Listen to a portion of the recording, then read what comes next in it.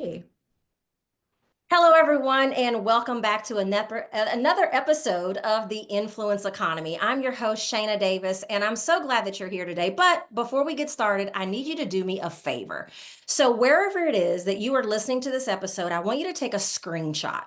With that screenshot, I want you to post it on your social media, tag us here at Shayna Rattler Davis, and I just want to hear your biggest aha or your biggest takeaway from this episode.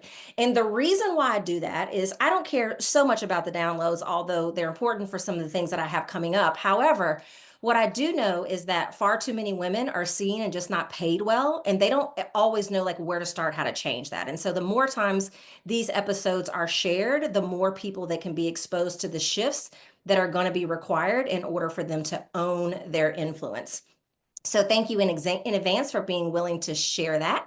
I am excited. This one is personal for me. This is the second time during this season that I actually have somebody on here that I know really well and that I've worked closely with for a long time. So let me read her bio so we can get to the good stuff and y'all can hear her and not me. So, my guest today is named as a top brand strategist by Forbes. She specializes in launching innovative ideas with high performing teams. Her unicorn innovation model has been used by iconic brands like the Oprah Winfrey Network, Blue Cross Blue Shield, and Oracle, as well as numerous New York Times bestselling authors, keynote speakers, and business and thought leaders. In her book, Unicorn Team, the 9 leadership types you need to launch your big ideas with speed and success, she shares the innovation playbook on how to build the most collaborative, harmonious, and motivated team to achieve extraordinary results. Originally from Hawaii, she lives in the San Francisco Bay Area with her husband and kids. Don't know why I can't talk today, but welcome to the show, Jen Kem. Shayna, thanks so much for having me. I'm so glad you're here. I'm so excited. So I have my copy of the book. It just released a month and Woohoo! a day ago. It's today's March 5th when we're scheduling this, when we're recording this rather. This book launched on February the 4th. And as of like 2 weeks ago, she had already sold 19,000 copies. Knowing Jen, it's probably like 49,000 by now. But we're going to get into this whole concept of a unicorn team, but I'm really curious. You know, you're real big on like big ideas. Ever since I've known you, you've always been a big thinker. You've always played a big game, and it's always been important to you for others, the most that they're, willing to step up for them to get their big ideas in the world as well. So if someone is listening and they have a big idea, what's your point of view of like how they turn that big idea into a reality? Right. And so all of us have a ton of ideas. We probably have 25 subconsciously running right now as we're talking, right? And so ideas are great. And not all ideas are worth implementing because we have so much time, energy, and money to put towards our dreams, our goals, our future, right? And so I'm big on not necessarily poo-pooing or putting a ceiling on anyone's ideas, but I do think, and I felt like there was a big gap, especially when we think about innovative thinking, whether you're an entrepreneur or you're an executive who's wanting to make sure that your brand and your business is staying ahead of the curve, that you're retaining top talent, all these things that you're thinking about as you're growing your ideas. There wasn't, in my mind, a really good strategy or system to help make decisions that were the best suited to win. And I love to win. And anybody who says that they don't love to win is probably not going to see the future or make the future happen. And when I say win, I don't mean like at any cost. I'm saying win on your terms, win on the things that you have a vision for. And so when we think about ideas, Shayna, I think of ideas as, again, all ideas are great, not all ideas are worth implementing. And in the unicorn innovation model, which is the framework that is inside of the book and that the book is really anchored with, is all about how to first pick the right idea to start or to bring to market or bring to life.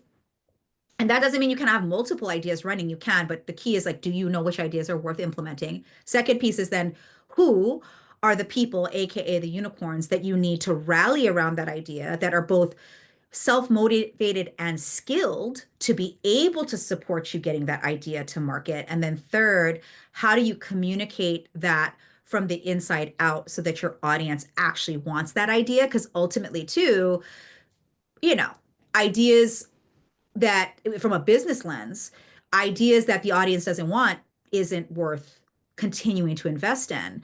And we can talk about the personal applications of unicorn team as well, because I always tell people like maybe your idea is like who you're going to be married to next. I used it to pick my second husband, so we can talk about that too on like the B-roll if you want. But that's the way if you start to think like a unicorn and think like building unicorn ideas, you're going to have more success. And to me, that really excites me. Like I love working on projects where that is the anchor, because then we can really do really amazing things to build upon that.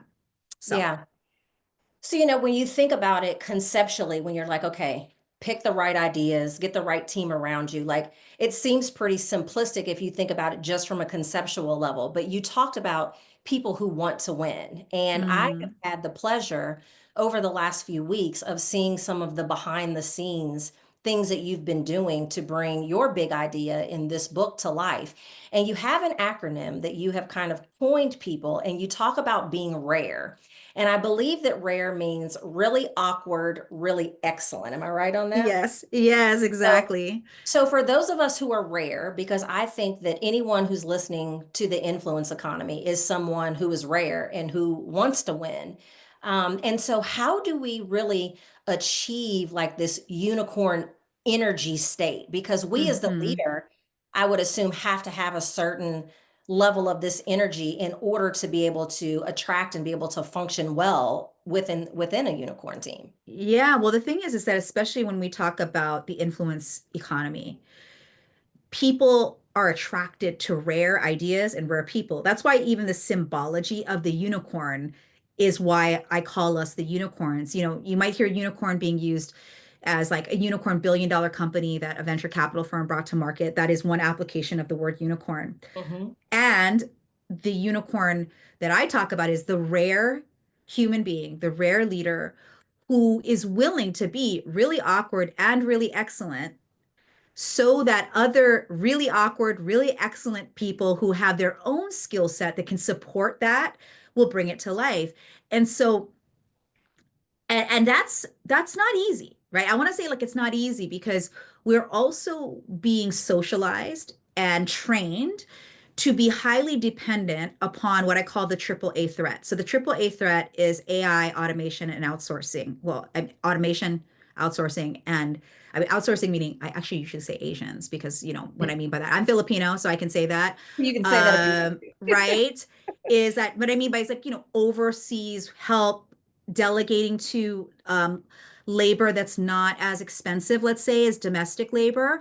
And because we're all being socialized in that way, what's being lost is that great ideas need that kind of leadership energy that I call unicorn energy, which Yeah. is this flow state as a team. And a team can be you and a part-time VA. It can be Yeah. you and let's say you have a coach or somebody that you're working with that's mentoring you. They're part of your unicorn team, right? So it's like getting into that state of being where you're all showing up around the idea in your highest, most valuable contribution to that Yeah. idea. And when you think about, and this isn't just like philosophy, this is actually shown, and in the book I show a lot of different diverse applications of how this looks, whether you are a one person show that wants to bring like something as simple as making coffee stay hot longer, or you actually want to build the next Apple, right? Whatever that is, and in between, the world right now with an influencer economy is like we're looking for the rare unicorns that people will rally around because by design, innovation is innately human. Innovation, like even AI, that's an innovation, but a human being created AI. It created, humans are the most creative source of, what is needed next. And so what this book helps you provides for you is not just a strategic framework of how to think and then how to direct your thinking and your ideas towards the world, but it also helps you realize that the most important thing you have is your energy. I know that because this is also kind of a business focused podcast, all of us have read the books on time management. I'm all for it. I have, I have my own time management principles and rituals, etc. But the truth is that you can have all the time in the world and you can create time, but if you don't have the energy to lift an idea off within the time you have, it's just going to stay grounded, right? And that's the biggest issue between an idea taking flight and an idea that actually does. And so that's why that unicorn energy concept that I talk about in the book, where you create this flow state because you've picked the right idea, you've picked the right people to help you implement it, and then you've communicated in a way that makes it move faster. That's the key. And that's what the structure of the book is, because I knew that was the biggest problem people had. With all the clients that you even said in my bio, it didn't matter if they were Oracle, Oprah Winfrey, or your ordinary person who wants to be an influencer, same challenges, just different size of the dream, right? And so the dream, it's size agnostic. So yes, size doesn't matter of your idea. It's more about like who you are, the Yeah. rare unicorn you are, and then how does people get really attracted and magnetized towards your idea, your thought leadership, your product innovation, whatever you're coming up with to rally around. That's the key. Yeah, and speaking of, building upon like who we are, like the subtitle of the book is the 9 leadership types you need to launch your big ideas with speed and success. So can you, in the confines of, the time that we have, like, can you break down like what the different unicorn leadership types are so we can begin to identify ourselves in there? Yeah, so it's going to be a long winding yard. So just take a look at chapter 4 of the book if you get a chance to get it. And the good news is, if you're listening to Spotify or you have Spotify Premium, it's actually free. So those are just some ideas. But really, the 9 leadership types are based on the 3 main energies of leaders, which is the visionizer energy, the strategizer energy, and the mobilizer energy. These energies are present in all of us in some percentage, even if it's like 1% of the way that you operate. And like any other quote unquote personality test, like, Myers-Briggs or DISC or Enneagram, or there's a variety of things that we always like, we love figuring out who we are and how we operate. The premise of my 9 leadership types, based on the visionizer, strategizer, mobilizer framework, is so basically you got the VM, visionizer, the VM, the VS, the VV, the SV, the SM, the SS, and then the MMMVMS. So just they're all the Yeah, all the coordinating. combinations. Exactly, the Yeah. combinations of the 3. And the bottom line is, when you truly understand where you are the most self-motivated around your ideas. Yeah. Because here's the thing, that's why it's idea first, unicorn leadership type second, and then the communication tools to make sure things happen speedy and successfully, is that, like, for example, I'm a strategizing visionizer. So that's an SV leadership type. It's also called the mastermind. And what that means is, like, I'm a natural rainmaker. I get really motivated, even if there's hard work to do, because anything new takes effort. It takes energy. It takes time, right? So the question for me is, like, if I believe in the idea, including maybe the idea is you, like you as a company, like that I'm working on your team to help support you with, I need to know that as an strategizing visionizer, can I rally around, let's say, Shayna's ideas? If Shayna was, in was like, if I was working on her, like I was working with Oprah's team, right? I'd be like, what is my clearest contribution on this project, or even Shayna as an influencer, let's say, right? And how can I bring both my highest skills and my highest energy to the project? It helps me evaluate whether I'm a good fit, and it helps the client determine if I'm the best fit for them. And so it's a Yeah. really powerful way, if you use the model, to really establish quickly who's a good fit and who's not, because we waste a lot of time kissing donkeys instead of working with unicorns. And I feel, and that's true across the board, whether it's a mentor, whether it's a team member, whether it's a client, like they're all, it can cause an energy dip for you when you're working with the wrong people, right? So it's a really important thing to preserve and make sure you're clear on. And I want everyone to buy the book and read the book. But if you don't, you should not go another day in life or business without taking the assessment to learn what your unicorn leadership style is. Jen talked about how she actually used this framework and methodology to pick her amazing husband, Nathan. And I shared with Jen and her team a couple of weeks ago that reading the book and actually understanding the different leadership types is actually making my marriage stronger. So I've been married 6 months.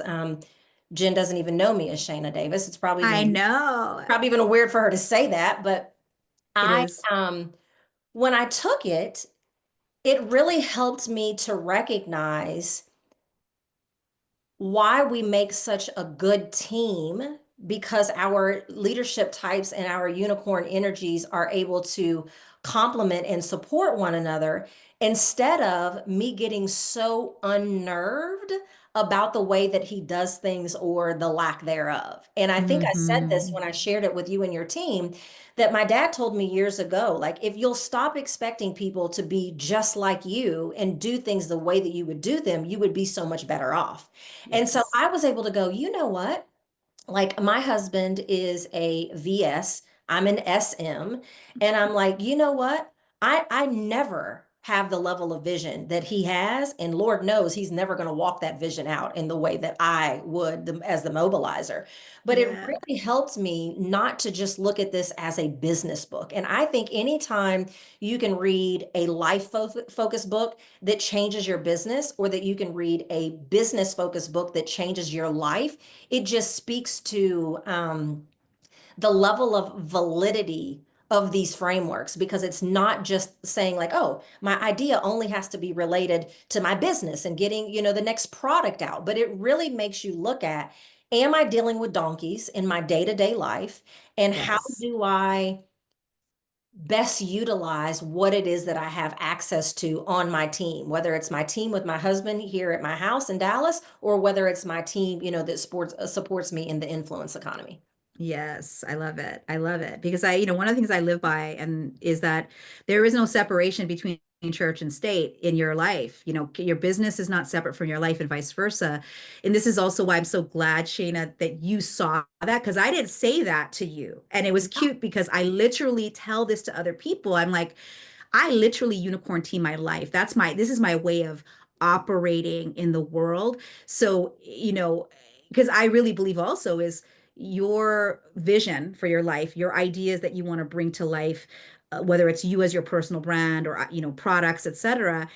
If you have chaos in your personal life, that is a leaky bucket that's also a lift off. So those unicorns in your personal life matter a lot. Like a Yeah. lot. In fact, maybe even more than your team members or anything, because it's just going to constantly keep you either in a state of neutral or even in deficit instead of growing. And so I love that you saw that, but I'm not surprised because you're really sharp and you're Yeah, an I S. caught that. I So caught that quick. I was like, oh yeah, like this is why I almost felt like I was on one of those reality TV dating shows where like the experts match you.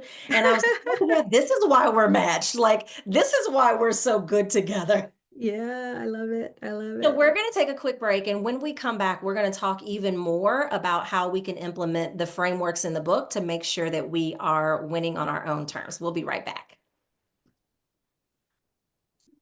Ready to turn your influence into income? Take the Influence Growth Assessment. In just minutes, you'll uncover the next steps to grow your visibility, attract bigger opportunities, and boost your profitability. Visit myinfluencestyle.com to take the assessment today. A new era of success is waiting. Let's make it yours. All right, welcome back. So we've got the Amazeballs USA Jen Kem here on the Influence Economy today. So I want to talk a little bit about some of the crazy crap that is going on in our world today that quite Yeah. frankly has been going on far too long. So Hmm. I've known Jen since she's been an entrepreneur. Well, she was an entrepreneur in a different industry way before I met her. But what I know is, and I knew this before reading the book, is that prior to Jen launching her own business, she was like a senior leader, executive level person inside of large corporations. I won't say their Yeah. names, even though I know the names. But one of the things that you talk about in the book is how you used to work for a company that brought a big idea into the world. If I remember correctly, they like the first company who introduced streaming. And I'm Yeah. going to condense the story for the listeners. So Jen was basically the rock star unicorn that was leading this team and brought a monstrous goal to life. And she describes in the book how she just knew that achieving those goals was going to set her up for the next level in the business. And the leader actually like promoted somebody else that didn't do a damn thing in comparison to what Jen did. So when I read that story and I listen to you share the behind the scenes of how difficult it was for you to bring your book to life, and how you know that and you didn't say this to be haughty, but you know that you bring more to the table than some of the authors that were getting more recognition. You've sold more books than some of the other authors that are getting recognition. So when I listen to almost 20 years ago, this is what a woman was experiencing inside of an organization. And still in 2025, this is what a woman is experiencing, regardless of what listen, I almost didn't even want to read that bio because I don't think it does Jen any different, any justice at all. And I'm not saying that because I know her and love her in real life. And so that's just a glimpse. Like, what else are women experiencing in this day and age that we need to be aware of so that we can begin to apply these principles to make sure that we're not like falling prey to this crap? Uh, we could like chat about this for 2 hours, but I will say this. So thank you for not just naming the boogeyman in the room, because that's the truth. There is a boogeyman in the room that we are constantly fearing and fighting when it comes to the desire to not just make a bigger contribution, but to get seen, to get heard, to get respected, to get recognized, and to offer even more perspectives needed to be able to change the world, frankly, right? Because here's the thing, we know that women, we comprise 52% of this planet's population, this planet. So 52%. But because of socialization and a lot of the systems that are in place, one of the things that we got to acknowledge is that the system is not set up for us to win. And I talked about winning is important. And that's why wanting to win, that's why I wanted to write this book, even though I faced the same level of what I call unhealthy pressure, friction, and noise Mhm. to actually bring this book to life, which I knew was going to happen, Shayna, but I also was like, at least I've got a process Yeah. because that I can see it through the finish line, even though it was so damn hard. And whereas I feel like a lot of women, and by the way, not just women, anyone who wants to do the same, but they have been pummeled by that pressure, friction, and noise, that boogeyman that owns the energy of the room, to go, how can I give people a toolkit, like a real clear toolkit? Because I will say this, friends, as you're listening, the pressure, friction, and noise is still going to be here. The only way we change it is if you get brave with your rare unicorn leadership, like that like being willing to understand that even as an influencer, there is a responsibility on your life and contribution that has everything to do with changing this inequity of that. And it's not, it is about like, okay, there are winners that society says, the 3%. And then there are the people who like, I go, I feel like I know based on just even net worth, I am part of the 3%, but I worked harder for it than like most of the people that I know. And so therefore, and I love having a successful business. I love having a lifestyle that I now feel I've earned, now, I mean, girl, I'm 51 now. I definitely don't, I'm not a spring chicken. I've definitely earned my part in terms of like my contribution to the world in terms of my own energy and skill set. But I don't, with humility, I will offer that like the only way to change the world is to go through it. Yeah. And so I was trying to find a way to go through it that, at least people could make it make sense. Like, okay, like, because we all want to believe, oh, that system is set up, but it's not really like that. I'm like, publishing is just as bad as the corporate, it's a corporation. So it's kind of like, it has its own toxicity and inefficiencies and counterintuitive BS that like any industry has. And then on the flip side of it, if you're an entrepreneur, you're a whole hot mess. Okay. Like entrepreneurs, they have big vision, but a lot of times they are in the fantasy of the goal instead of the reality of the dream. There is a difference between being in the fantasy of the goal and the reality of the dream. And in order for the dream to come true as an entrepreneur, you need not just a process, but you also need to know who's worth having in your world and who is not. Yeah. Because we're all headed in the same direction. This meat sack that our soul holds has an expiration date that we don't even control fully. So if that's the case, you need to know who your homies are. Like you need to know, like, I want to ride with unicorns. I don't want Right. to ride with anything else. And so, yes, it's like the same. That's what's, I think, definitely different about me is that I definitely have these two very clear perspectives, like being very successful in the corporate world and dealing with a lot of BS. And then on the entrepreneurial side, being successful here too. But in all places, there's been challenges, there's been disappointments, there's been definitely losses for sure, many losses. But because I can see both sides, I can tell you that any entrepreneur that had a big idea that now is a brand that we all buy, or like, even video streaming, which now I brought that technology to market and now it's turned into like how we change the way that we watch TV, right? I mean, like, again, I'm of a certain age, I remember when we had bunny ears on the TV. I remember we had a big old console TV that like we were so proud of to have in our living room as a family. And then I remember before they had the flat screens, they had the big old monster, big old TVs at Best Buy, and like it took up I your say entire living room.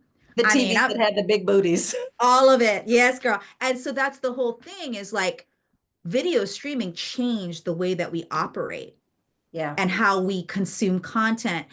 And I'm just saying, like, whatever your ideas are as you're listening in to Shane and I talk about this stuff, is I want you to understand that, like, your ideas are changing the world. Like, it may seem very simple, but like it is. And Steve Jobs started out just like he became an influencer and was not trying to be an influencer. He was trying to like make his dreams come true, you know? And he's now dead and gone, and no one doesn't know him, Yeah. right? And Yeah. so that's my point is like even the influence economy, the funny thing is what people don't realize, it's those unicorns that were influencers back then that opened up the opportunity to democratize influence, right? Yeah. Before it was only held for those that really were like the head of companies with these big ideas and these innovative ideas. Now anybody has the chance. So this book is that playbook so that you can have that chance. And that's Yeah. what's exciting for me. So, last question, and this question might be the most important and the one that I've really been looking forward to hearing your response on.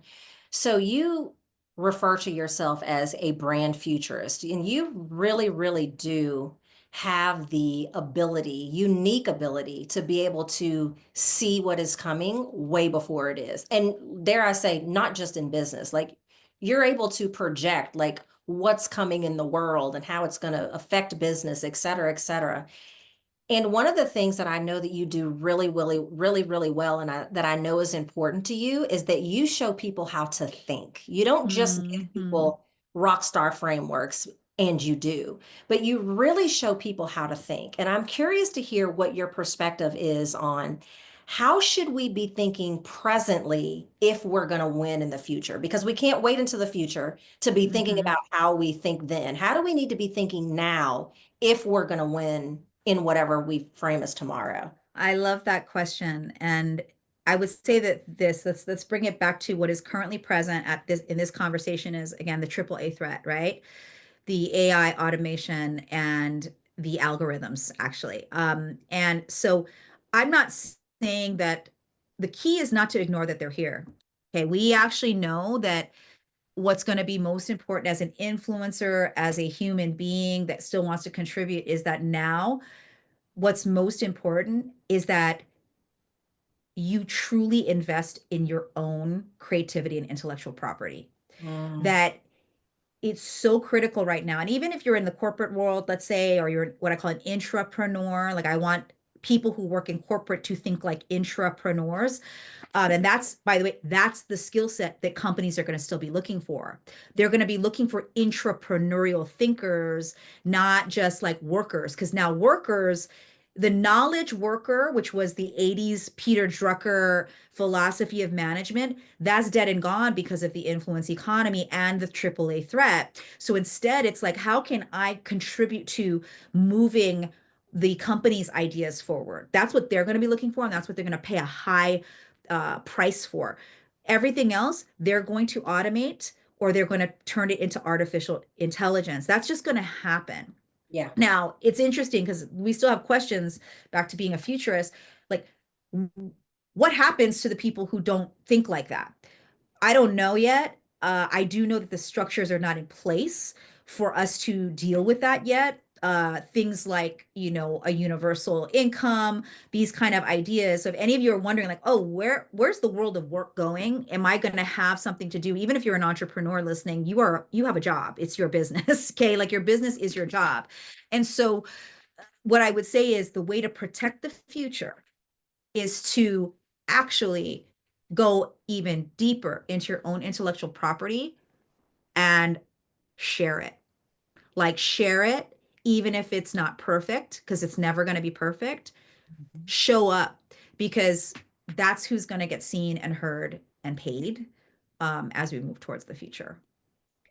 And if you didn't listen to the episode of my show that dropped this week, you'll hear that I talked about that. I talked about how even if you work inside of a company, you need frameworks that you're known for. You need a signature point of view that you're known for. Over the last probably 4 to 6 years, corporations have actually been encouraging and supporting their leaders creating personal brands. Like they recognize Yes. how much better it makes their company if their leaders have a personal brand. So I love that you talked about like IP is IP even if you work for somebody else. So I'm In I'm fact, I'm glad glad that you're you're in sync. I'm glad you're bringing that up. I want to add then to that is that one of the things I talked about in my last Forbes article was that the new personal brand is the company uh, employee who becomes a brand ambassador, that companies allow their employees to build personal brands and not see it as a threat, but instead see it as a way for to support a person who actually likes the idea of working with a bigger team. They actually Mhm. want the resources that the company gives them, but they still want to have an independent identity from the company. And companies that don't do that more are going to be left behind as well. Yeah, absolutely. Well, Jen, you are a wealth of knowledge, and we obviously could talk for 4 days around the clock and still not scrape the surface in every nugget that you could drop. So, if the listeners want to follow you, what social do you recommend they go to? Yeah, so LinkedIn is my number one, and then Instagram, as well. And Instagram, it's really like you'll definitely hear from me in the DMs. It's actually me. If you message me there, and obviously, if you want to go get the book, it's available pretty much anywhere a book is sold. If they don't have it at your local bookstore, you can even ask them to order it for you. Um, and you can go to my website, jenniferkem.com, and learn more. Awesome. Well, I'm going to make sure that the links to all of that is in the show notes. So all that you have to do is click it. You all share these episodes. I have a real strict and strategic way that I bring guests on or who I'm even willing to bring guests. So I hope that you've written some of this down and that you will share it, and that you will go back and listen to previous and future episodes as well. Everyone have a great day. Bye-bye.